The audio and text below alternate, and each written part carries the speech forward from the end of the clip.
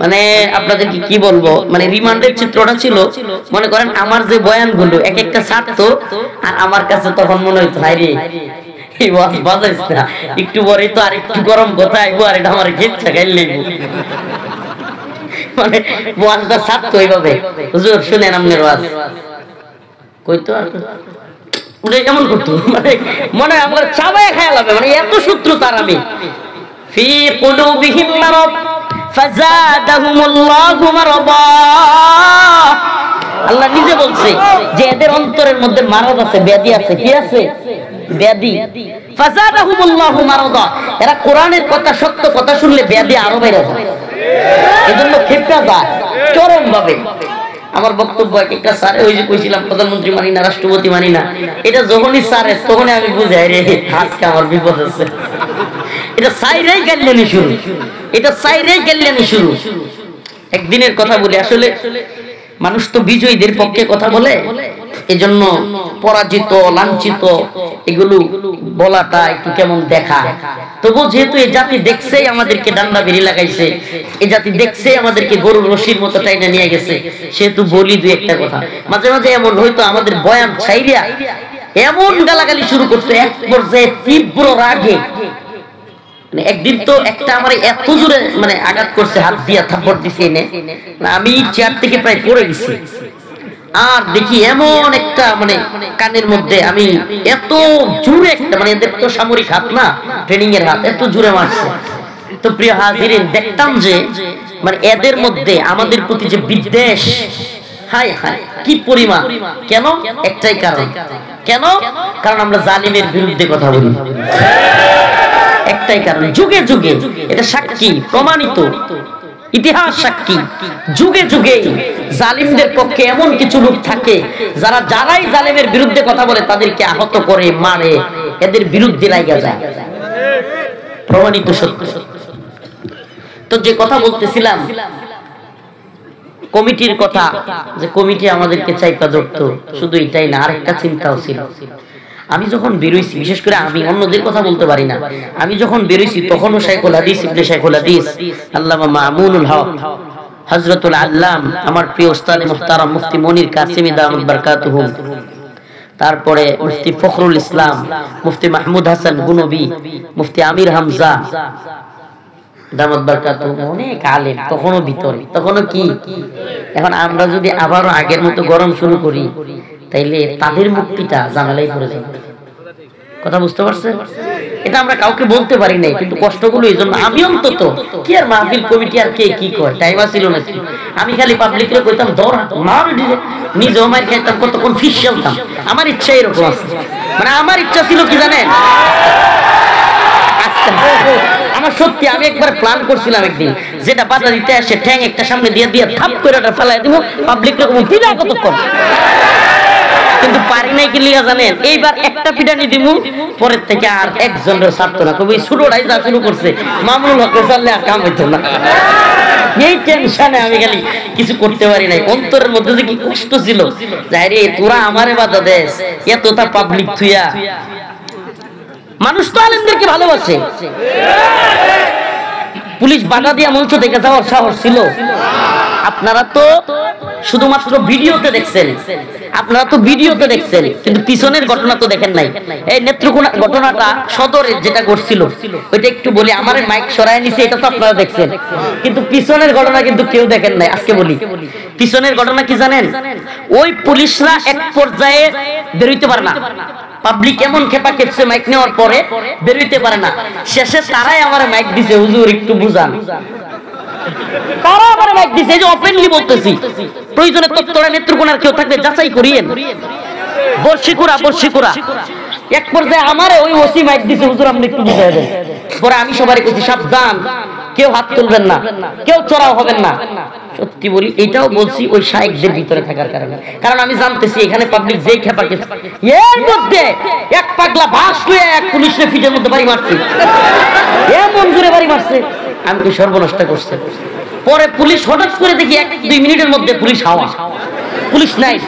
Public এমন খেপা খেপছে, আমি যেখানে মাহফিলটা প্রায় 2 কিলো দূরে আমার শ্বশুর বাড়ি, এই পর্যন্ত পুরো প্যান্ডেলের শ্রোতারা হাইটে হাইটে আমার গাড়ি আগায় দিয়ে গেছে, তাও কি বাস লয়ে রড লয়ে মিছিল ঘুরে। এগুলো কিন্তু কেউ জানেন না। এরপরে আমি শ্বশুর বাড়িতে এসে লাইভ করলাম যে হ্যাঁ আলহামদুলিল্লাহ আমি ভালো আছি। আর এরা কোন দিকে যে পলাইছে, 2-1টারে কয়েক পাগলায় ভাঁজ দিয়ে বাড়িও আছে। সুবহানাল্লাহ। তাইলে বুঝেন এখন আমি যদি মাইক দিয়া না থামাইতাম অবস্থাটা কি হতো। মাইক দিয়া না থামাই আমি যদি খালি একবার কইতাম ধপ, এটা লাশ পড়ে যেত, কনফার্ম লাশ পড়ে যেত। সমস্যাটা কি? সমস্যাটা কি? আমি আবার থাকতাম জেলে, আর যেগুলো জেলে আছে একটাও বেরোতে পারতো না, একজনও বেরোতে পারতো। প্রিয় হাজিরিন, এই কথাগুলো কেন বলছি জানেন? আপনাদের এখানেও একটা প্রোগ্রামে এইভাবে আমাকে বলা হয়েছে যে হুজুর একটু দোয়া করেন, এরপরে আর বয়ান করতে দেওয়া হবে না, হুজুর বয়ান করতে পারবে না। আমি উঠে গিয়েছিলাম। এমন কি যেই লোকটা মাহফিলটার অনুমতি নিয়ে আসছিল তার উপরেও প্রেসার ছিল, তো এই জন্য তারা বিপদে পড়ুক চাই নাই। প্রত্যেকটা প্রোগ্রামে যেগুলো থেকে আমি উঠে আসছি, এগুলো প্রত্যেকটা প্রোগ্রামের কারগুজারি এগুলো হলো এই জন্য আমরা মানে সহ্য করতে হয়েছে। পরিস্থিতি এমন যে সহ্য করা ছাড়া নিজের খালি না, নিজের বিপদের সমস্যা না, আপনি আপনাকে নিয়ে টেনশন করবেন না, সমস্যা নাই, কিন্তু অন্যদেরও বিপদে, মানে এরা এমন একটা অক্টোপাসের জালের মধ্যে দেশটাকে আবদ্ধ করছিল যে আপনি বাধ্য হবেন তাদের এই অক্টোপাসের জালে পড়তে। আল্লাহ পাক সবাইকে বুঝার আমল করার তৌফিক দান করেন। আপনার বিগত সরকারের সময় এই আশপাশে কোন এলাকায় আসছিলাম, এরা কি নাম জায়গা, নাম কি জায়গাটা, ন্যাশনাল পোল্ট্রি। হ্যাঁ, আচ্ছা আপনারা কি মানে এই বিষয়টা জানেন যে আমি কেন মঞ্চ থেকে ওইভাবে ওদের কথা মাইনা চলে যাইতাম? এটার ব্যাপারে জানেন হাকিকত? আমি কি চলে যাওয়ার লোক? হ্যাঁ, আমরা আল্লাহ মাফ করুক, আস্তাগফিরুল্লাহ, আল্লাহ আস্তাগফিরুল্লাহ, আমি নিজের ইয়া বলার জন্য বলতেছি না। আমাদের কি টোন বা গলার আওয়াজ কিংবা কথার ধরন কারাগারে যাওয়ার পর কিংবা বের হওয়ার পর ন্যূনতম চেঞ্জ দেখছেন কোনদিন? সত্যি বলবেন? হ্যাঁ, তাহলে আমি কেন এইভাবে বললে মাইনা নিতাম জানেন? পিছনের ঘটনা অনেকে জানেন। মাহফিল কমিটি আইসা আমাদেরকে চাইতে হাতে পায়ে ধরতে, হুজুর আপনি তো চলে যাবেন, আপনি তো ড্যাম কেয়ার পরোয়া করেন না, আমরা পড়ব বিপদে ডিরেক্ট। এখন বলেন আমাকে যারা দাওয়াত দিয়ে আনে তাদেরকে বিপদে ফেলা, এটা কি আমার জন্য ঠিক হবে? বাস্তবতা ওইটাই, যেটা মাহফিলে আমরা গরম বক্তব্য দিয়ে চলে যেতাম কিংবা কোনো কিছু মানতাম না, পরোয়া করতাম না, দিন শেষে ওই লোকগুলো হামলার মধ্যে পড়ে যেত। আমি আমার নেত্রকোনার কথা বলি, আমার মাহফিল করার কারণে নেত্রকোনা সদরে 10 থেকে 15টা ছেলে কেন আমাকে আনলো এই জন্য মামলা খাইছে, দীর্ঘদিন হাজিরা দিছে, পালায় বেড়াইছে, এই অবস্থা ছিল। তো এই জন্য আমরা কিন্তু, আপনারা তো আর পিছনের খবরটা জানেন না যে হুজুর কি সাহসী মানুষ, হুজুর কেমনে উঠা যায়, কেমনে মাইক নিয়ে যায়। আসলে কি অনেক পার্শ্ব বিষয় থাকে যেগুলোর কারণে, এই যেমন আপনাদের এই যে কেওয়া কি কয় ওই এলাকার মাহফিলের হালত, ওই এলাকাগুলোর হালত আপনারা জানেন। এই ভাই বসেন না, এই আপনি বারবার উঠেন কেন? এই এত উঠা যাবে না। আচ্ছা আচ্ছা, এই আপনারা বুঝলাম না, এখানে যে আছে ওর কিন্তু সমস্যা হইতেছে না এই ক্যামেরার কারণে, হ্যাঁ ছিল মানে এইটার কাহিনীটা বুঝলাম না। এইদিকে যে লোকটা আছে হ্যাঁ চিল্লাইলে না মানা যায়, এইখান থেকেও চিল্লা, এটার কাহিনী কি? ওই দিক থেকেও চিল্লা, মানে এটা কি অবস্থাটা এমন যে এতগুলো মানুষের মধ্যে খালি হুজুর একলা আপনি কইবেন আমরাও কিছু কমু, আসেন মঞ্চে আসেন মাইক দিয়ে এখন, তো ওখান থেকে চিল্লান কি? আল্লাহ বুঝার তৌফিক দান করুন। আরো জোরে বলে না আমি। আমার একজন কানাকানি বলতেছে হুজুর কি পরিমাণ মানুষ যে ছিল। আমি মনে মনে কি কই জানেন, যারা একটু অপেক্ষা করে রাত 12টা পর্যন্ত অপেক্ষা করতে পারে না, এরা হলে কি ভারতের লোক যুদ্ধ করবে? ইসবিরু ওয়াসাবিরু ওয়ারাবিতু, ইসবিরু ওয়াসাবিরু ওয়ারাবিতু। মুমিনের কাজটাই হলো সবর। সুবহানাল্লাহ। মুমিনের কাজটা কি? ইন্নামা ইউআফফাস সাবিরুন আজরাহুম বিগাইরি হিসাব। এটা আমার আপনার কথা নয়, আল্লাহ বলতেছেন। সুবহানাল্লাহ। যে ব্যক্তি সবর করবে দ্বীনি কাজে, দ্বীনের জন্য, সেই ব্যক্তির বিনা হিসাব, বিগাইরি হিসাব, হিসাব ছাড়া আল্লাহ তাকে প্রতিদান দিবে। হিসাব ছাড়া, কি ছাড়া? সুবহানাল্লাহ। হাদিসে পাকের মধ্যে আসছে আল্লাহ পাক তখনও জান্নাতে কে যাবে কে জাহান্নামে যাবে হিসাব করে শেষ করতে পারে নাই, একদল লোক জান্নাতের দিকে যাওয়া শুরু করছে। জান্নাতের ফেরেশতা আটকাবে, আপনারা কোথায় যান? ফেরেশতাকে বলবে সরেন। আপনি কি সেই আয়াত শুনেন না? আল্লাহ পাক বলছে ইন্নামা ইউয়াফাস সাবিরুনা আজরাহুম বিগাইরি হিসাব। আল্লাহ সবরকারী দেখে বিনা হিসাবে, বিগাইরি হিসাব, হিসাব সারা দিবে। সরেন মিয়া, আমরা এই দুনিয়াতে গুনাহ করি নাই, সবর করেছি। রাতের আধারে এই কুয়াশার রাত্রে ওযু করে ঠান্ডা পানি দিয়া ধৈর্য ধরে নামাজ পড়েছি, ঘুম থেকে উঠেছি, সবর করেছি। মেয়েকে দেখে আমাদের খায়সাত হয়েছে কিন্তু জিনা করি নাই, চোখ নিচের দিকে তাকিয়ে ফেলছি। টাকা পয়সা ঘুষ দিতে চাইছে, ঘুষ নেই নাই, ঘরে অভাব ছিল, সুদ খাই নাই, অভাব ছিল, তবুও টাকা পয়সা হারাম ইনকাম করি নাই, এত কষ্ট করেছি। আল্লাহ পাক এজন্য বলেছেন ইন্নামা ইউয়াফাস সাবিরুন আজরাহুম বিগাইরি হিসাব। যাও তোমরা বিগাইরি হিসাব তোমাদেরকে দেওয়া হবে। সুবহানাল্লাহ বলবেন না? তাইলে প্রকৃত শ্রোতা তো এগুলো যারা এখনো আছে। এটা কথা মনে রাখবেন, সম্পর্কের ক্ষেত্রে, ভালোবাসার ক্ষেত্রে সবচাইতে জরুরি যে বিষয়টা, এটা শুধু হুজুর আমি আপনার ভালোবাসা নয়, স্বামী স্ত্রীর ভালোবাসা একই, সব আছে। ভালোবাসার ক্ষেত্রে সবচাইতে বড় যে জিনিসটা, এই একটা জিনিস ঠিক রাখতে পারবেন, বিশ্বাস। ব্যাস, সম্পর্ক জীবনে ভাঙবে না। কি জিনিসটার নাম কি? বিশ্বাস। একে অপরের প্রতি এই বিশ্বাসটাই, কমিটমেন্ট যদি থাকে যে এই আলেমরা আমাদেরকে ধোঁকা দিবে না, যারা জেল খেটেছে, রিমান্ডে গিয়েছে, ফাঁসির কাস্টে ঝুলতে তৈরি ছিল, এরা আমাদেরকে কি দিবে না? এই জাতিকে এরা অবশ্যই মহব্বত করে। এ কথা আমার শুধু মুখের কথা নয়, সত্যি বলবেন। যত হাক ডাক, যত দল, যত মতের লোকেরা দেখ, দিন শেষে ঘূর্ণিঝড়ে, দুর্দিনে, বন্যায়, দুর্বিপাকে জাতির সামনে সবার আগে লাপায়া পড়ে কারা? সত্যি বলবেন, আমার সাথে একমত হওয়ার দরকার নেই, যেটা সত্য সেটা বলবেন। দুর্যোগে, দুর্বিপাকে, বন্যায় কারা সবার আগে জনগণের সামনে গিয়ে দাঁড়ায়? আলহামদুলিল্লাহ, আলহামদুলিল্লাহ। এজন্য বলি, প্রিয় উম্মাহ, প্রিয় জাতি, উলামায়ে কেরাম হলো নাইবে নবী। আল্লাহর রাসূল সাল্লাল্লাহু আলাইহি ওয়াসাল্লাম পৃথিবী থেকে চলে যাওয়ার পর আর কোন নবী আসবে না। পয়গম্বর সরদারে দু আলম চলে গেছেন, আর কোন নবী আসবে না। কিন্তু আল্লাহর নবী একদল ওয়ারিস রেখে গেছেন। ওয়ারিসদের ভুল হইতে পারে, এই জামানায় খুঁজলে আবু বকর, হযরতে ওমর, হযরতে আলী পাওয়া যাবে না। পাবেন? এই জামানায় যদি হযরতে আলী, হযরতে আবু বকর রাদিয়াল্লাহু আনহু, হযরতে ওমর রাদিয়াল্লাহু আনহু তাদেরকে খুঁজেন, আমাদের মধ্যে আল্লাহ মাফ করুক, পাবেন? এই জামানায় যারা থাকবে তাদেরকে নিয়ে আপনাকে কাজ করার চিন্তা ভাবনা করতে হবে, তাদেরকে নিয়েই দিন বিজয়ের স্বপ্ন দেখতে হবে। তবে হ্যাঁ, আমি ততক্ষণ পর্যন্ত সে আলেমের পক্ষে আছি যতক্ষণ পর্যন্ত সে আলেম দিন ঈমানের পক্ষে আছে। যদি কোনো জালেমের পক্ষ নেয়, আমি সে আলেমের পক্ষে নাই। যদি কোনো আলেম জালেমের পক্ষ নেয়, আমি নাই। ঠিক কি ঠিক না? লা তুআতা লিমাখলুকিন ফি মাসিয়াতিল খালিক। বান্দার ইতাআত ততক্ষণ চলবে যতক্ষণ আল্লাহ রাজি। খালিকের অসন্তুষ্টিতে মাখলুকের কোনো ইতাআত নাই, মানে আল্লাহর অবাধ্যতায় বান্দার কোনো আনুগত্য।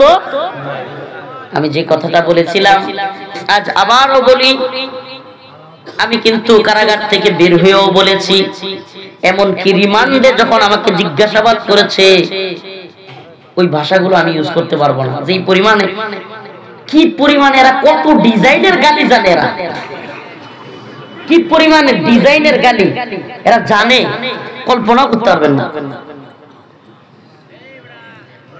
মানে আপনাদেরকে কি বলবো, মানে রিমান্ডের চিত্রটা ছিল, মনে করেন আমার যে বয়ানগুলো এক একটা ছাড়তো, আর আমার কাছে তখন মনে হইতো হাই রে এই ওয়াজ বাজাইস না, একটু পরে তো আর একটু গরম কথা আইবো, আর এটা আমার গেচ্ছা গাইলে মানে ওয়াজটা ছাড়তো এইভাবে, হুজুর শুনেন আপনার ওয়াজ কইতো, আর কেমন করতো মনে হয় আমরা চাবায় খায় লাগবে, মানে এত শত্রু তার। আমি ফি কুলুবিহিম মারাদ ফাযাদাহুমুল্লাহু মারাদা, আল্লাহ নিজে বলছে যে এদের অন্তরের মধ্যে মারাদ আছে, ব্যাধি আছে। কি আছে? ব্যাধি। ফাযাদাহুমুল্লাহু মারাদা, এরা কোরআনের কথা, সত্য কথা শুনলে ব্যাধি আরো বেড়ে যায়, এজন্য ক্ষেপটা যায় চরম ভাবে। আমার বক্তব্য একটা স্যার, ওই যে কইছিলাম প্রধানমন্ত্রী মানি না, রাষ্ট্রপতি মানি না, এটা যখনই স্যারে তখনই আমি বুঝাই রে আজকে আমার বিপদ আছে। এটা সাইরেই গেলেনি শুরু, এটা সাইরেই গেলেনি শুরু। একদিনের কথা বলি, আসলে মানুষ তো বিজয়ীদের পক্ষে কথা বলে, এজন্য পরাজিত লাঞ্ছিত এগুলো বলাটা একটু কেমন দেখা।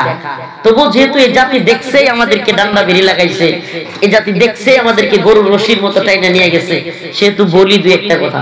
মাঝে মাঝে এমন হয়তো আমাদের বয়ান ছাইরিয়া এমন গালাগালি শুরু করতে, এক পর্যায়ে তীব্র রাগে, মানে একদিন তো একটা আমার এত জোরে মানে আঘাত করছে, হাত দিয়া থাপ্পড় দিছে এনে, আমি চেয়ার থেকে প্রায় পড়ে গেছি।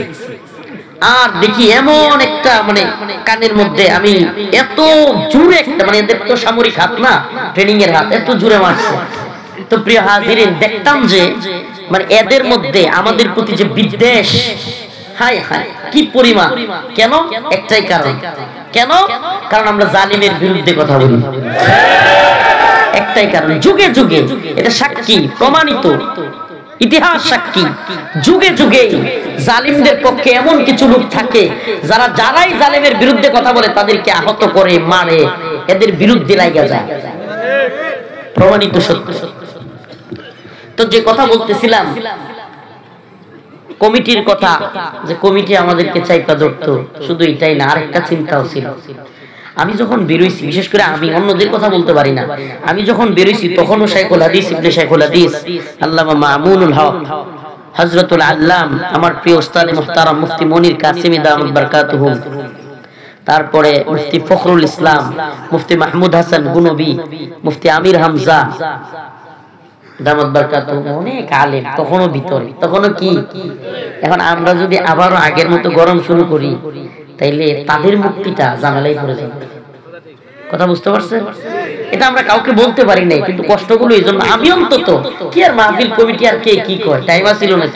আমি খালি পাবলিকরে কইতাম দৌড় মার, নিজেও মার খাইতাম, কতক্ষণ ফিস খেলতাম। আমার ইচ্ছা এরকম আছে, মানে আমার ইচ্ছা ছিল কি জানেন, আমার সত্যি আমি একবার প্ল্যান করছিলাম একদিন, যেটা বাধা দিতে আসে ঠ্যাং একটা সামনে দিয়ে দিয়ে থাপ করে ওটা ফেলাই দিব, পাবলিক রকম দিনা কতক্ষণ, কিন্তু পারি নাই। কি লিয়া জানেন, এইবার একটা পিটানি দিমু, পরের থেকে আর একজনের ছাড়তো না, কবি ছোটটাই যা শুরু করছে মামুনুল হকের চাললে আর কাম হইতো না। এই টেনশনে আমি খালি কিছু করতে পারি নাই। অন্তরের মধ্যে যে কি কষ্ট ছিল, যাই রে তোরা আমারে বাধা দেস, এত তা পাবলিক থুইয়া।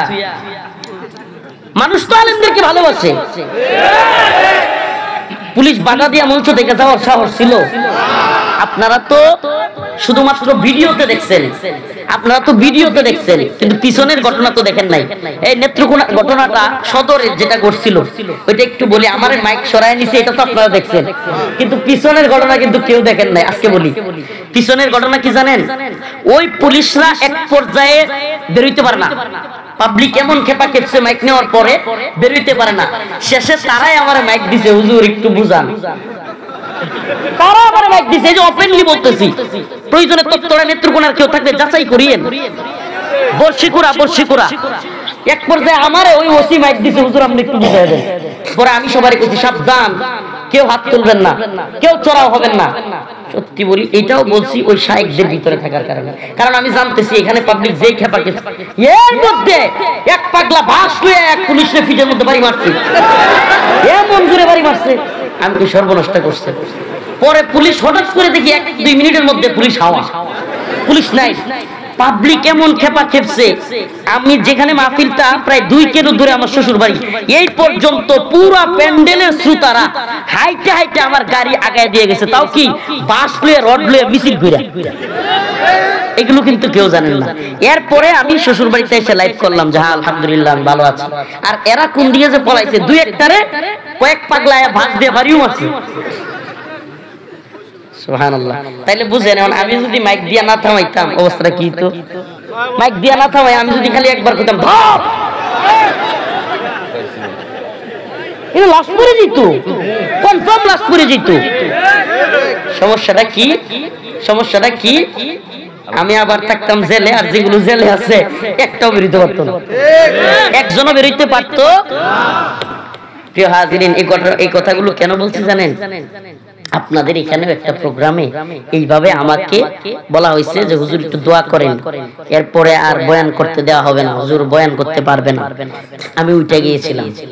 এমন কি যেই লোকটা মাহফিলটার অনুমতি নিয়ে আসছিল তার উপরেও প্রেসার ছিল, তো এই জন্য তারা বিপদে পড়ুক চাই নাই। প্রত্যেকটা প্রোগ্রামে যেগুলো থেকে আমি উঠে আসছি, এগুলো প্রত্যেকটা প্রোগ্রামের কারগুজারি এগুলো হলো এই জন্য আমরা মানে সহ্য করতে হয়েছে। পরিস্থিতি এমন যে সহ্য করা ছাড়া, নিজের খালি না, নিজের বিপদের সমস্যা না, আপনি আপনাকে নিয়ে টেনশন করবেন না, সমস্যা নাই, কিন্তু অন্যদেরও বিপদে, মানে এরা এমন একটা অক্টোপাসের জালের মধ্যে দেশটাকে আবদ্ধ করছিল যে আপনি বাধ্য হবেন তাদের এই অক্টোপাসের জালে পড়তে।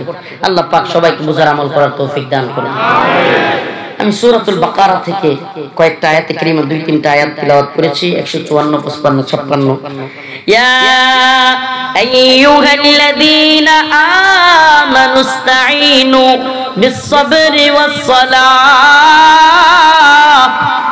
ইন্নাল্লাহা মা'আস-সাবিরিন ওয়ালা তাকুলু লিমান ইউকতালু ফি সাবিলিল্লাহি আমওয়াত بل أحياء ولكن لا تشعرون। আয়াতগুলো থেকে আমি কয়েকটা কথা বলবো, 2-3টা বিষয়। এক, আল্লাহ পাকের কাছে চাওয়ার জন্য আল্লাহ বলছেন সবর এবং নামাজের মাধ্যমে, সবরের কথা বলবো, নামাজের কথা। আর 3 নম্বরে হলো ওয়ালা তাকুলু লিমান ইউকতালু ফি সাবিলিল্লাহি আমওয়াত, যারা আল্লাহর রাস্তায় জীবন দেয় আল্লাহ বলতেছেন তোমরা তাদেরকে মৃত বলিও না। সুবহানাল্লাহ।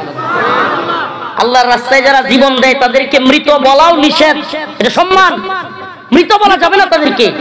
বাল আহইয়া, বরং তারা জীবিত। সুবহানাল্লাহ। বরং তারা কি, কেমন জীবিত? সুবহানাল্লাহি ওয়া বিহামদিহি। আল্লাহ রাব্বুল আলামিন বলেন ওয়ালা তাকুলু লিমান ইউকতালু ফি সাবিলিল্লাহ, আল্লাহর রাস্তায় যারা জীবন দেয় তাদেরকে মৃত বলিও না। বাল আহইয়া, বরং তারা জীবিত। কেমন জীবিত? আমার ভাই চট্টগ্রামে সাইফুল ইসলাম আলিফ, নাম কি? কিছুদিন আগে হিন্দুত্ববাদী ইসকনের সদস্যরা আমার ভাই সাইফুল ইসলাম আলিফকে দিনে দুপুরে কুপিয়ে চট্টগ্রামে হত্যা করেছে আদালত চত্বরে। দেখেছেন আপনারা? কি নৃশংস এরা, দেখেছেন? শিক্ষা হয়েছে? কই কি হুজুর, এটার আবার শিক্ষা হওয়ার কি আছে? ওই যে মূর্তি দারোয়ান হয়েছিলেন, শিক্ষা হয়েছে না? আমি বলছিলাম যে ঈমান আনছে কি মূর্তি পাহারা দেওয়ার জন্য? আমার এই কথার কারণে হাইরে কত লোক যে আমার বিরোধিতা করছে, বেশি বুঝে এই সেই। আরে ভাই আল্লাহ নিজে বলতেছেন ইন্নামাল মুশরিকুনা নাজাস, মুশরিকরা হলো নাপাকি।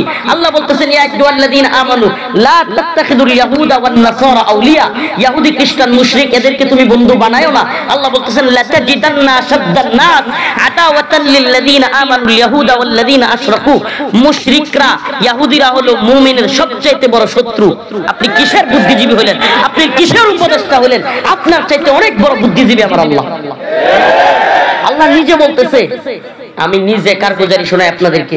ওয়াসিক বিল্লাহ নুমানি ভাই নেত্রকোনার নব মুসলিম, উনি নিজে বলেছেন, আমি একাধিক নব মুসলিমের কাছে তথ্য নিয়েছি। বলে কি হুজুর সত্য কথাটা বলবো? আমি বলছি বলেন। কয় হুজুর বাংলাদেশে যারা বিধর্মী, বিশেষ করে হিন্দু ধর্মের লোক, সনাতন ধর্মের, কয় হুজুর এরা আপনাদের সাথে মিল দিয়া চলে। এখন নব মুসলিমরা বলতেছে কয় হুজুর আড়ালে আড়ালে এরা মুসলমানদেরকে দেখতেই পারে। নব মুসলিমরা বলতেছে যারা ওই ধর্ম থেকে এই ধর্মে আসছে, কয় হুজুর এরা সামনাসামনি এরকম, কিন্তু আড়ালে আপনাদেরকে দেখতেই পারে না। এটার প্রমাণ কি? এটার প্রমাণ কি? দেখেন চিন্ময় যখন গ্রেফতার হইল, তার পক্ষ নিয়া এতগুলো মানুষ ইসকনের কিভাবে তার পক্ষ নিল? বলেন না, কিভাবে পক্ষ নিল? চট্টগ্রামে লক্ষ লক্ষ জমায়েত সনাতন ধর্মাবলম্বীদের কেমনে হইল? রংপুরে কেমনে লক্ষ লক্ষ লোক হইলো? তার মানে এরা বাংলাদেশের প্রকাশ্য দিবালুকে মুসলিমদেরকে কুপায় হত্যা করার পক্ষে। আপনি কি অস্বীকার করতে পারবেন? যারা চিন্ময়ের মুক্তি চায়, চিন্ময়ের পক্ষে থাকে, ইসকনের পক্ষে থাকে, আপনি তাদেরকে কি বলবেন? এরা মুসলিম গণহত্যায় বিশ্বাসী। ঠিক কি ঠিক না? হ্যাঁ, মুসলিমদের গণহত্যায় বিশ্বাসী। কারণ একজনকে মারার পরে যদি তবুও তার পক্ষে থাকতে পারে নৃশংসভাবে, তাইলে এরা কি? প্রিয় ভাইরা আমার, বন্ধুগণ আমার, এই জন্য বলি আল্লাহ পাক যেটা বলেছেন সেটাই মানতে হবে। নিজের বুদ্ধি, নিজের খেয়াল এটা বড় নয়, আল্লাহ পাক যা বলছেন সেটাই বড়। ঠিক ঠিক না?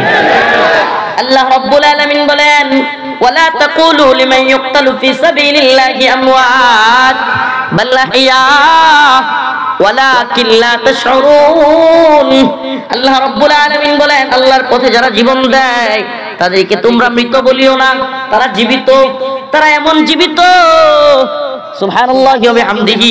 রাসূলুল্লাহ সাল্লাল্লাহু আলাইহি ওয়াসাল্লাম হাদিসের মধ্যে বলেন, যে ব্যক্তি আল্লাহর পথে জীবন দেয়, শহীদ হয়। আমরা তো বাহ্যিকভাবে দেখি যে দুনিয়া থেকে সে চলে গেছে, মারা গেছে। আসলে আল্লাহ পাক বলেন, রাসূল বলেন, ওই যে দুনিয়া থেকে আত্মাটা বের হয়, দুনিয়া থেকে আত্মাটা বের হওয়ার সাথে সাথে আল্লাহ রাব্বুল আলামিন জান্নাতের একটা সবুজ পাখির মধ্যে তার আত্মাটা ঢুকায়া দেয়। সাইফুল ইসলাম আলিফ যদি হিন্দুত্ববাদীদের যেহেতু তারা হত্যা করেছে, চট্টগ্রামের উলামায়ে কেরাম একটা ঐতিহাসিক সিদ্ধান্ত নিয়েছে, আলিফকে শহীদ হিসেবে ধরে তারা তার গোসল দেয় নাই, কাপড়ের মধ্যে রক্তমাখা জামা সহ জানাজা পড়ায় দিছে। সুবহানাল্লাহ, শহীদের মর্যাদা। তার মানে কি?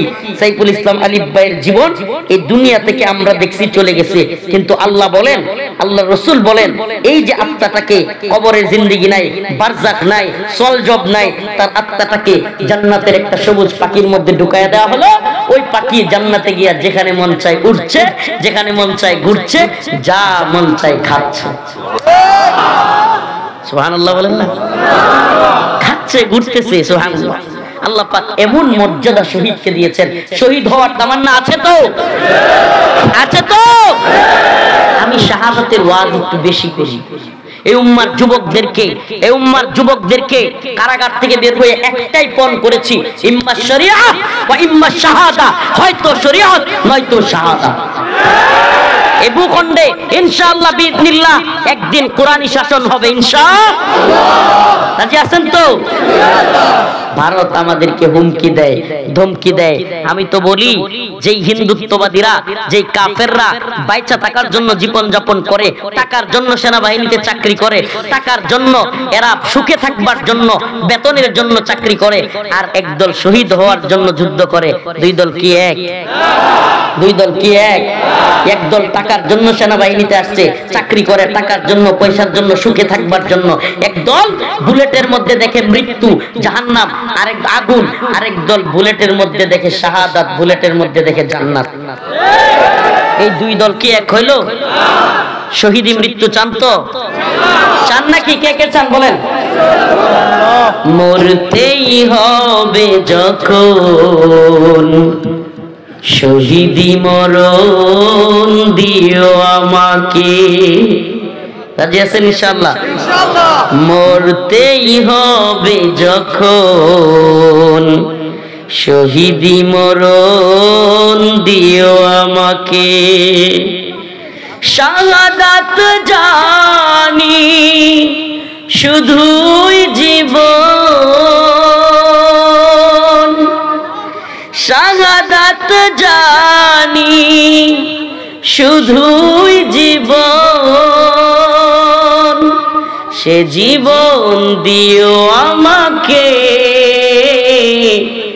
মরতেই হবে যখন, শহীদি মরণ দিও আমাকে। রাজি আছেন তো ইনশাআল্লাহ?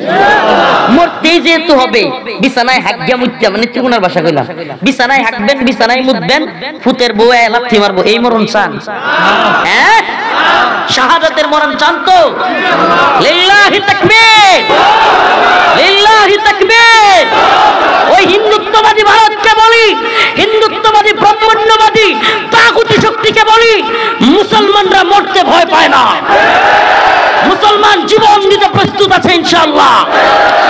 যদি তোমরা বাংলাদেশ দখল করবার প্ল্যান করো, ষড়যন্ত্র করো, আমরা উম্মতে মুসলিমার যুবকদেরকে নিয়ে এমন এক ভয়ঙ্কর বাহিনী তৈরি করব, হিন্দুত্ববাদী ভারতকে, ইসকনকে, রকে বলে দিতে চাই, ভারতের দিল্লির মসনদেও কালেমার পতাকা পথ করে উঠবে ইনশাআল্লাহ।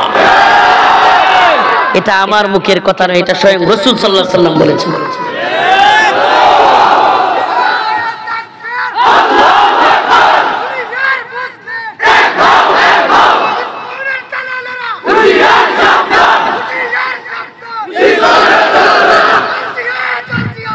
সাবিলুনা সাবিলুনা তরিকুনা তরিকুনা সাবিলুনা সাবিলুনা তরিকুনা তরিকুনা দিয়ে তো দিয়ে তো দালালিনা রাজপথ। আপনাদের এই চেতনাটা থাকলে ভারত আর জীবনে বাপের জন্য গোলামি করানোর বাংলাদেশকে চিন্তা করবেন। চেতনাটা ধরে রাখবেন খালি এই মানে। আমি এত খুশি হয়েছি 2024 সালের 5ই আগস্ট হাসিনা পলাইছে, এইটা যে খুশি হয়েছি, এর চেয়েও বেশি খুশি হয়েছি এই উম্মার যুবকেরা কামানের সামনে, বুলেটের সামনে জীবন দিতে শিখছে। এই চেতনাটা ধরে রাখবেন খালি। বাংলাদেশে কেউ আর জুলুম করবার ন্যূনতম সাহস করবে না। চেতনাটা দরকার আছে না নাই? স্লোগানগুলো ধরে রাখবেন। এই দালালিনা রাজপথ, ইসকনের দালালেরা, ভারতের দালালেরা, আওয়ামী লীগের দালালেরা, ঠিক আছে তো ইনশাআল্লাহ? খালি এটা মনের মধ্যে ধরে রাখবেন, দেখবেন এমনিতে এগুলো পলাইবো। উসমানীয় সাম্রাজ্যের ইতিহাস পড়ে দেখেন, উসমানীয় সাম্রাজ্য যখন সম্মিলিতভাবে একত্রে নারায়ে তাকবীর বলতো, আল্লাহু আকবার বলতো, কাফেররা এমনি ভয় পাইতো। সুবহানাল্লাহ। তাকবীরের স্লোগান এটা মনে রাখবেন। কেউ যদি আপনার উপর জুলুম করতে আসে আল্লাহু আকবার বলবেন, দেখবেন ওরা ভয় পেয়ে যাবে। এটা তাকবীর। হ্যাঁ, শহীদ শহীদ মৃত্যু কি হবে? মৃত্যু কি? কোন মৃত্যু চাই? মরতেই হবে যখন, শহীদি মরণ দিও আমাকে। মরতেই হবে যখন, শহীদি মরণ দিও আমাকে। শাহাদাত জানি শুধুই জীবন, শাহাদাত জানি শুধুই জীবন, সে জীবন দিও আমাকে। মরতেই হবে যখন, শহীদি মরণ দিও আমাকে। মরণেও সুখ আমি পাবো জানি শাহাদাতে, হিসেব নিকেশ হতে ত্রাণ আছে জানি শাহাদাতে। সুবহানাল্লাহ। শাহাদাতের মাধ্যমে কি আছে? হিসেব নিকেশ হইতে ত্রাণ, কোনো হিসাব নাই। সুবহানাল্লাহ। শহীদি মৃত্যুতে কোনো কি নাই। এই যে আপনারা শুনেন কবর, হাসর, মিজান, ফুলসিরাত, কিচ্ছু নাই শহীদের জন্য, কিচ্ছু নাই। সুবহানাল্লাহ। মরণেও সুখ আমি পাবো জানি শাহাদাতে, হিসেব নিকেশ হতে ত্রাণ আছে জানি শাহাদাতে। তাই মিনতি তোমার কাছে, তাই মিনতি তোমার কাছে, এমন জীবন দিও আমাকে। মরতেই হবে যখন, শহীদি মরণ দিও। বলেন না, মরতেই হবে যখন, শহীদি মরণ দিও আমাকে। তাই মিনতি তোমার কাছে, তাই মিনতি তোমার কাছে, হাজার দিও আমাকে, মরতেই হবে যখন শহীদি মরণ, দিও আমাকে রোগে সুখে মরণ, দিও না আমায় রোগে সুখে মরণ, দিও না আমায়, বিপদে মুসিবতে নিও না আমায়, রোগে সুখে মরণ, দিও না আমায়, বিপদে মুসিবতে নিও না আমায়, এমন মৃত্যু দিও চোখ বুঝলে যেন দেখি তোমাকে, সুবহানাল্লাহ।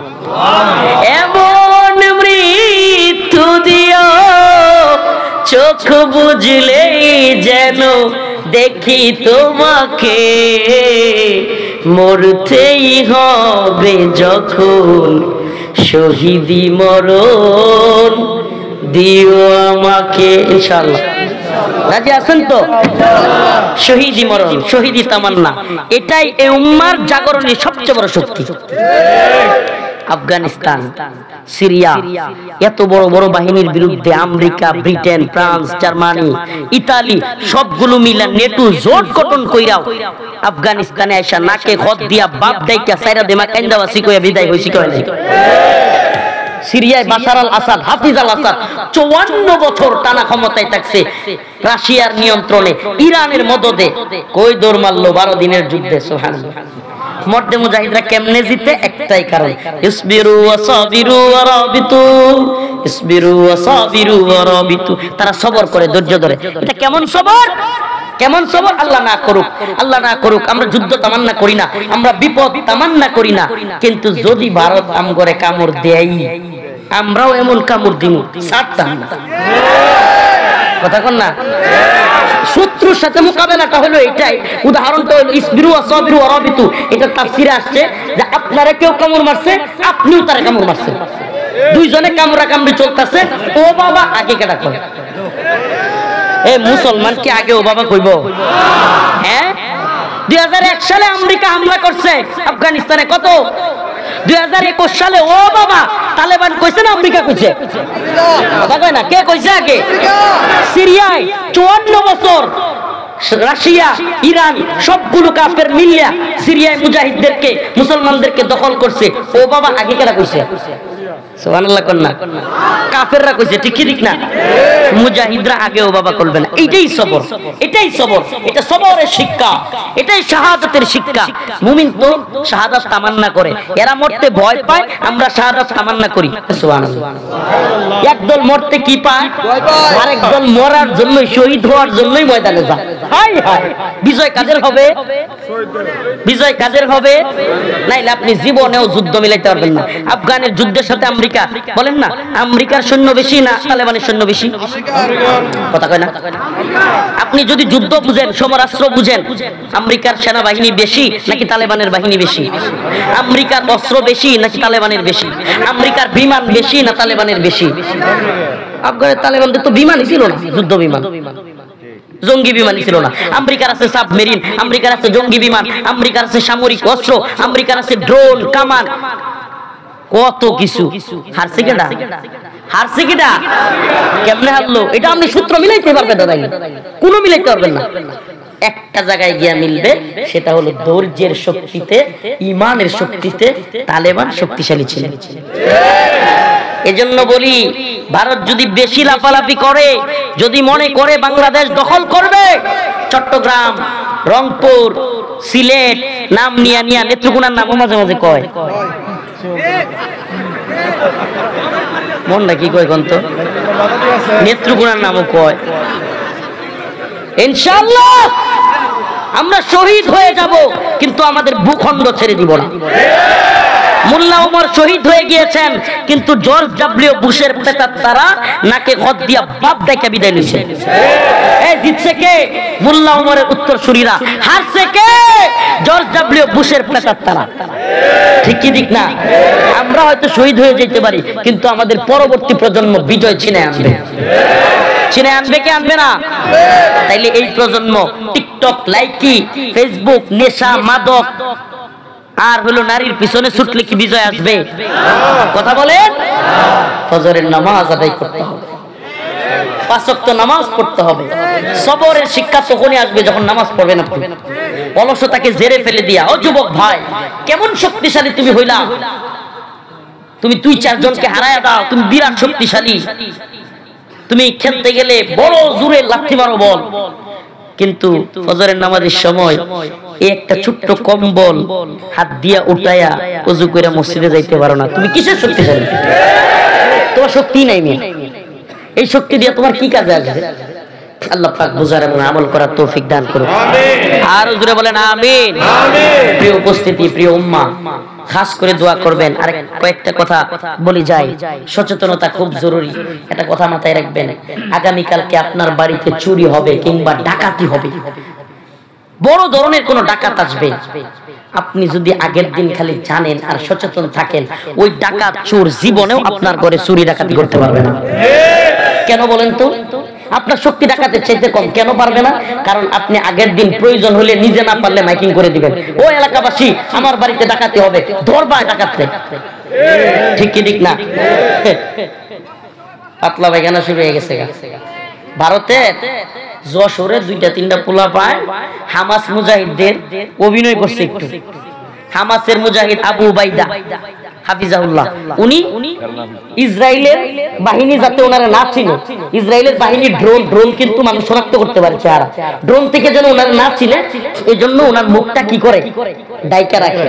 হামাসের মুজাহিদরা ফিলিস্তিনের পক্ষ নেওয়ার জন্য যশোরে জামিয়া ইসলামিয়া মাদ্রাসায় 2টা কাঠের পিস্তল নিয়ে, কাঠের পিস্তল নিয়ে আবু উবাইদার হাফিজাহুল্লাহর মতো একটু অভিনয় করছে। ভারতে পাতলা হয়ে গেল। হাই রে, ভারতের মিডিয়ায় পাগলামি। আর ওই যে একটা আছে না ময়ূক রঞ্জন নাকি সাংবাদিক হকার, হাই রে খালি দৌড়ায় আর দৌড়ায়। এই হকার দেখলাম এখন গজওয়াতুল হিন্দ নিয়ে রিপোর্ট করতেছে। আমি পুরা রিপোর্টটা ওরে দেখলে আমার কেন জানি রাগ ওঠে, মনটা কই পিটাই কতক্ষণ, কিন্তু আমি তো আর পাবো না কাছে। কিন্তু ওর কোনো এপিসোড আমি না দেখলেও এই এপিসোডটা আমি ধৈর্য দিয়ে দেখছি। আমি দেখলাম সুনির্দিষ্ট তত্ত্ব দিয়ে এই কথাগুলো বলছে গজওয়াতুল হিন্দের ব্যাপারে, হিন্দুস্তানের যুদ্ধের ব্যাপারে, হাদিসের আলোকে অনেকগুলো কথা বলছে। এটা শুনেন পারলে ভয় শুরু হয়ে গেছে গা। গজওয়াতুল হিন্দের ভয় এখনই শুরু হয়ে গেছে গা। সুবহানাল্লাহ কন্না, সুবহানাল্লাহ কন্না। তোরা যতই কথা বলিস গজওয়াতুল হিন্দ হবে, এটা রাসূল বলেছেন। এমন এক নবী বলেছেন মুহাম্মদ আরবি সাল্লাল্লাহু আলাইহি সাল্লাম, তার 2 ঠোঁটের মাঝখান দিয়ে জীবনে কোনোদিন মিথ্যা কথা বলে না। রাসূলের কথা কাফেররা পর্যন্ত রাসূলকে জাদুকর বলতো, পাগল বলতো, গণক বলতো, কিন্তু রাসূলকে জীবনে কাফেররা মিথ্যাবাদী বলে না। সেই মুহাম্মদ আরবি বলেছেন ইসাবাতানে মিন উম্মতি আহরাজাহুমাল্লাহু মিনান নার, ইসাবাতুন তাগজুল হিন্দা ওয়া ইসাবাতু মা ঈসা ইবনে মারইয়াম। সুবহানাল্লাহ। আমার উম্মতের 2টা দল 2টা বড় যুদ্ধে শরীক হবে। আল্লাহ পাক সেই 2টা দলকে জাহান্নামের আগুন থেকে মুক্তির ঘোষণা দিয়েছেন। সুবহানাল্লাহ কন্না। এর একটা দলের নাম হলো ইসাবাতুন তাগজুল হিন্দা, হিন্দুস্তানের মুজাহিদরা। সুবহানাল্লাহ। তার মানে হিন্দুস্তানে একটা বড় যুদ্ধ হবে। হবে কি হবে না? হবে কি হবে না? আমি তো বলি আলিফ দিয়া শুরু। আরবি হরফ কয়টা? 29টা। শুরু কি দিয়া? আলিফ দিয়া শুরু। আল্লাহ পাক এমন একজন আলিফ ভাইকে শহীদের মাধ্যমে গজওয়াতুল হিন্দের শুরু করে দিয়েছেন। এখানে রাজনৈতিক নেতারা আছেন, সচেতন মানুষরা আছেন, সত্যি কথা বলবেন। বাংলাদেশ রাষ্ট্রের ইতিহাসে সাইফুল ইসলাম আলিফ ভাইয়ের শাহাদাতের আগে বাংলাদেশ থেকে এইভাবে ভারতের বিরুদ্ধে বক্তব্য বিবৃতি জীবনে কোনদিন দেখছেন? সত্যি বলবেন, জীবনে কোনদিন দেখছেন? সুবহানাল্লাহ। আল্লাহ পাক এক, আমি পোস্ট করছিলাম ওই রাত্রেই পোস্ট করেছিলাম, সাইফুল ইসলাম আলিফ ভাইয়ের শাহাদাত বৃথা যাবে না। আল্লাহ পাক এমন এক স্পিরিট সুবহানাল্লাহ, মুসলমানদের অন্তরে ঢুকায় দিয়েছেন, এক বাইরে শহীদ করছে, পুরা জাতি ভারতের বিরুদ্ধে ঐক্যবদ্ধ হয়ে গেছে, পুরা জাতি। আরেকটা কথা মনে রাখবেন, রাসূল বলেছেন আমার উম্মত যদি 12,000 একমত হয়, 12,000 মুজাহিদ তৈরি হয়, পৃথিবীর কোন সুপার পাওয়ার নাই আমার উম্মতের ঐক্যবদ্ধ 12,000 মুজাহিদ বাহিনীকে পরাজিত করে। সুবহানাল্লাহ কন্যা ভাই, কোটি কোটি মানুষ মিললে কি যুদ্ধ করতে পারে? যুদ্ধ এত মানুষ লাগে না। তা আমরা এই ভারতের 130 কোটি 20 কোটি দিকে ভয় আছে, সামনে খালি 120 কোটি 30 কোটি গণেন, ভিতরে 30 কোটি আমগরও আছে। এত সহজ না, ভিতরে 30 কোটি কাদেরও আছে, আমগরও আছে। ফিতনা ওখান থেকেও শুরু হবে, আফগান থেকে তালেবানের বাইরে কি বসে থাকবে নাকি? আর পাকিস্তান তো কোনো খারো পরমাণু ডিলিয়ে লাগতেছে তখন লোক, ঠিক কি ঠিক না? আপনি বলবেন যে হুজুর এত বড় বড় কথা বলিয়েন না, ভারত এত বড়, সব দিকে বাংলাদেশের সব দিকে ভারত। আমি বলি বাংলাদেশের শত্রু তো হবে একটা, তাদের শত্রু চারদিক। এখন শ্রীলঙ্কার শত্রু, মালদ্বীপের শত্রু, ভুটান, নেপাল, একটাও ভারত দেখতে পারেন। কারণ কি? কারণ হলো এই অঞ্চলে তারা দাদাগিরি দেখাইতে গিয়া সবগুলো দেশকে জুলুম করেছে। আর জালেমদের পরিণতি তো দেখছেন। হাসিনা বাচ্চা থাকতে 2 দিন আগেও কেউ কইছে হাসিনার পতন হইব? হ্যাঁ, জালেমরা পরিণতি এমনি হয়। আমি আমার চাচা, আল্লাহ তারে মুক্তি দেখ, আব্দুল সালাম পিন্টু, এটা প্রায় প্রোগ্রামেই বলি, বিশেষ করে চাচার এলাকায় গিয়ে বলছিলাম, মন্ত্রী আমার খুব মহব্বত করতো। 21 আগস্ট গ্রেনেড হামলার ফাঁসি একেবারে মিথ্যা ডাহা। আমার এই চাচা এমন ব্যক্তি, খুব ভালো মানুষ, এই বেচারারা হুদাই মাঝে মাঝে আইসা মনটা খুব খারাপ করতো। ঈদের দিন বিশেষ করে, হ্যাঁ রে, আমরা সবাই একটু একটু খাবার দিছি ঢুকছে, ঈদের দিন খাবারের অনুমতি থাকে, বাড়ির থেকে খাবার দেওয়া যায় কারাগারে, কিন্তু এই বেচারা গেটে গেছে, বেচারার খাবার গুলো দিতে দেয়নি। হায়রে, মনটা এত খারাপ হয়েছে, আয়সা কান্না কান্না চোখে। সে একজন মন্ত্রী ছিল বিএনপির, আর এখন অল্প খাবার তারে দিতেছে না। আমি ডাক দিছি, চাচা এদিকে আসেন, বসাইলাম, আম্মা যে খাবার গুলো পাঠাইছে ওইটা খাওয়াইলাম, আর গল্প করতে করতে বলছিলাম, চাচা মাজলুমদের এই কান্না আল্লাহ শুনতেছে, ও সিরে শুনবেন, এমন জায়গা থেকে হাসিনা মাইর খাইছে যেটা আমরা কল্পনা করতাম না। বেরোইলে কোনোদিন বলবে, আমি এগুলো বলছিলাম যে আল্লাহ দেখবেন এমন জায়গা থেকে হাসিনারে মাইর দিছে যে হাসিনা তো দূরের কথা, বাংলাদেশে আওয়ামী লীগ নাম নিলে পিঠা খাইবে। এটা আমি অগ্রিম বলছিলাম, একেবারে কোট করে বললাম, সুবহানাল্লাহ, কোট করে বলছিলাম। আমার চাচা বাইরে বা অনেকে যারা আছে ভিতরে, এরা বেরোইলে বলবে সুবহানাল্লাহ। তো আল্লাহ পাক এটাই করছে, জালেমদের পরিণতি এটাই হয়। ভারত যদি মনে করে সব অঞ্চলে সব দেশে নেতাগিরি কইরা সব দেশে আধিপত্য বিস্তার করবে, জুলুম করবে, তাইলে পরিণতি জালেমদের কি হয়? ফালা তাহসাবান্নাল্লাহা গাফিলান আম্মা ইয়ামালুজ জালিমুন। আল্লাহ পাক জালেমদের ব্যাপারে গাফেল না, গাফেল না। জালেমরা যেন আল্লাহরে গাফেল না মনে করে। প্রিয় ভাইরা আমার, বন্ধুগণ আমার, এইজন্য বলতেছিলাম গজওয়াতুল হিন্দ হবে, আলিফ দিয়া শুরু হয়ে গেছে। আলিফ দিয়া, কথা কন না, আলিফ দিয়া কি? আরবি অক্ষর কি দিয়া শুরু হয়? আলিফ দিয়া শুরু হয়। আল্লাহ পাক এই জাতিকে এমন ঐক্যবদ্ধ করছে ভারতের বিরুদ্ধে, সুবহানাল্লাহ, সুবহানাল্লাহি ওয়া বিহামদিহি। আমি সব সময় এই স্বপ্নটা দেখতাম, আমার এই যে মুসলমানে মুসলমানে মারামারি, বিভিন্ন পার্শ্ব যুদ্ধ, দলীয় মারামারি, কোন দল, এগুলো দেখলে এত কষ্ট লাগে, বিশ্বাস করবেন কিনা। এই সমস্ত জিনিসগুলো নিয়ে আমার কথা বলতে ইচ্ছা হয় না, আমি কথাই বলতে চাই না। আপনি কিসের তাবলীগ শিখলেন ভাই? রাতে 3টার সময় আপনার অন্য মুসলমান ভাইকে টঙ্গিতে গিয়া 3টা 4টার সময় তাহাজ্জুদের সময় আপনি আপনার ভাইকে পিটায় মাইরা ফেলতেছেন, এই কি আপনার তাবলীগ? কে শিখাইলো আপনার এগুলো? কে শিখাইলো?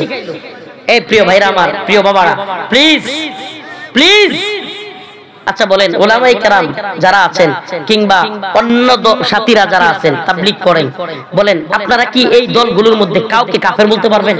না। তার মানে আপনি মুসলমানে মুসলমানে যুদ্ধ করতেছেন। একদিকে সীমান্তে শত্রুরা বন্দুক নিয়ে বসে আছে, আর আপনি টঙ্গিতে গিয়া নিজের ভাইকে মারেন। এর চাইতে বড় বুকামি, এর চাইতে বড় আত্মঘাতী আর কিছু হইতে পারে? বলেন না, হইতে পারে? শত্রুরা আপনাকে গুলি করবার জন্য।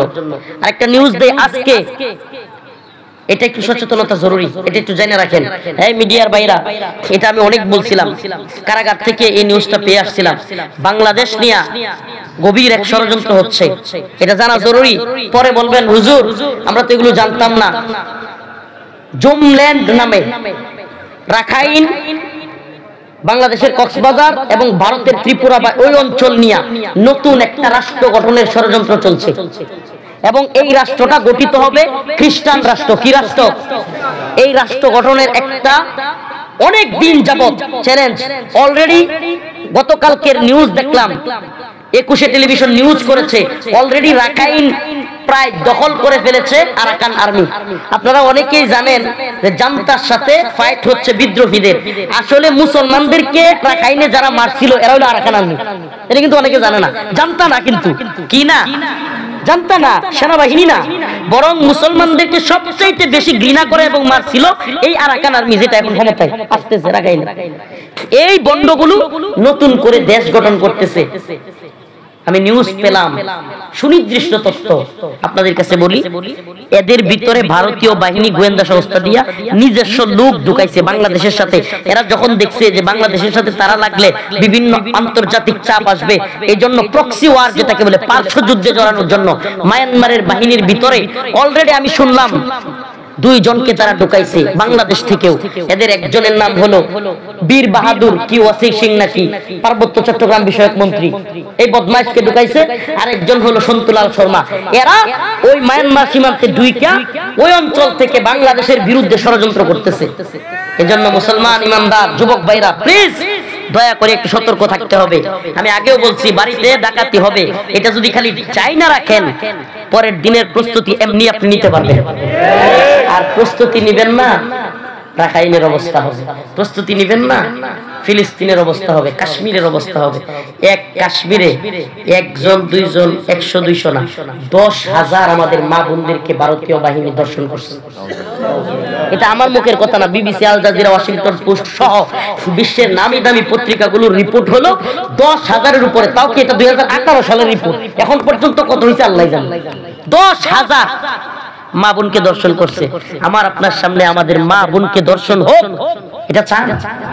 যদি না চান এখন থেকে, ও ভাই, আমাদের মা বোনদের ইজ্জত রক্ষা করার দায়িত্ব তো আমাদের। ও কেমন ভাই যে বোনের ইজ্জত রক্ষা করতে পারে না? ও কেমন বাবা যে মেয়ের ইজ্জত রক্ষা করতে পারবে না? আমরা প্রয়োজন হলে এই জাতির জন্য যুদ্ধ নিব, অস্ত্র নিব, ঠিকই ঠিক না? আমি তো বলি এই সরকারকে, আমি তো বলি নতুন সরকারকে, আপনারা 15 বছরের ঊর্ধ্বে 30 বছরের মধ্যে যত যুবক আছে বাধ্যতামূলক সবাইকে সশস্ত্র ট্রেনিং দেন। এরা আমাদের কাপের পিস্তল দেখলে মুইটা দেয়, অস্ত্রের ট্রেনিং দেওয়া শুরু করে। আমরা ভয় পাই না, আমরা পরোয়া করি না, আমরা আল্লাহকে ভয় করি, ঠিকই ঠিক না? একটা বাহিনী যুদ্ধ করার দরকার নেই, আমরা বলি না এখনই যুদ্ধ লাগা যান, কিন্তু তৈরি থাকতে সমস্যা কি? ডাক আসলেই যাতে যুবকরা সরাসরি নেমে যেতে পারে। আপনি পাকিস্তানের লোকে যুদ্ধ করবেন, ভারতে গিয়ে ট্রেনিং নিবেন, কিন্তু ভারতের লোকে লাগলে বঙ্গোপসাগর ছাড়া আর জায়গা নেই। কই যাবেন আপনি? বলেন না, কই যাবেন? লাগলে কোথায় যাবেন? আগে থেকে সজাগ থাকতে হবে। এই জন্য মুসলমান যুবক রাষ্ট্রীয়ভাবে কিছু করলো না করলে নাই, কিন্তু তোমাদেরকে বলি, সশস্ত্র ট্রেনিং নিতে না পারলেও শারীরিক ফিটনেস এটা তো ধরে রাখতে হবে। কথা কয় না? শারীরিক ফিটনেস তো ধরে রাখতে হবে, নাকি এত বড় একটা বুড়ি বানাবো খায়া খায়া?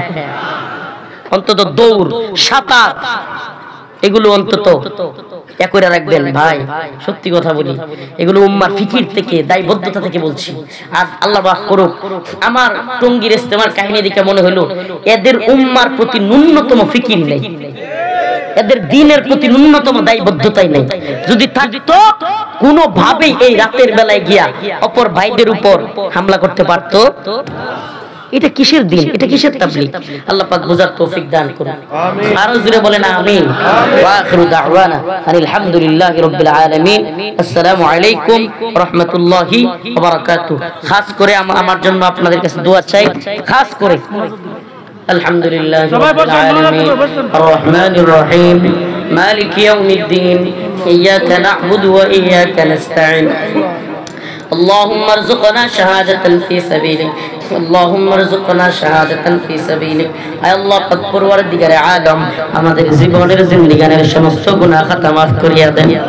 আই রব্বুল আলামিন আল্লাহ আপনি আমাদেরকে maaf করিয়া দেন আল্লাহুম্মা রযুকনা শাহাদাতান ফি সাবিলিক আল্লাহুম্মা আনসুরিল ইসলাম ওয়াল মুসলিমিন আয় আল্লাহ ফিলিস্তিনের মুসলমানদেরকে হেফাজত করেন সিরিয়ার মুসলমানদেরকে হেফাজত করেন বসনিয়া চেচনিয়া মালি Somalia Yemen Afghan Uyghur Kashmir Arakan সমস্ত ভূখণ্ডের মুসলমানদেরকে হেফাজত করেন রব্বুল আলামিন এই ভূখণ্ড থেকে আল্লাহ হিন্দুত্ববাদী ষড়যন্ত্র আল্লাহ সমস্ত হিন্দুত্ববাদী ভারতীয় ষড়যন্ত্র থেকে ভূখণ্ডকে হেফাজত করেন রব্বুল আলামিন আমাদের যারা অসুস্থ তাদেরকে সুস্থতা দান করেন আল্লাহ যারা ঋণগ্রস্ত ঋণ পরিশোধ করার তৌফিক দান করেন রব্বুল আলামিন আল্লাহ